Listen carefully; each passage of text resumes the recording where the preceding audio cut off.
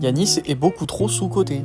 Je le pense sincèrement, si on part du principe qu'un mec sous-coté, c'est un mec considéré moins fort qu'il ne l'est réellement, alors Yanis est complètement sous-coté.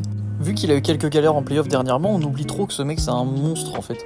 Il enchaîne les saisons en 29-11-6 et c'est normal. Le mec est en 29-11-6, une interception, un contre et c'est la base. Le mec est que top 4 MVP, on parle de lui presque comme un playoff choker, alors que le mec est potentiellement le meilleur joueur de la ligue.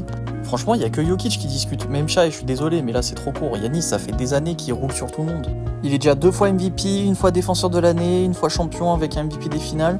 En vrai, mais même en all-time, il y a quoi comme ailier fort meilleur que Giannis Antetokounmpo? Je pose la question premier degré. À part Tim Duncan, là il n'y a pas débat, il y a qui vraiment en meilleur ailier fort que Giannis Antetokounmpo dans l'histoire de la NBA? Non, en vrai, j'abuse, il est pas vraiment sous-coté. Ça reste quand même un joueur considéré comme l'un des meilleurs de la ligue. Mais je trouve qu'il est quand même souvent oublié.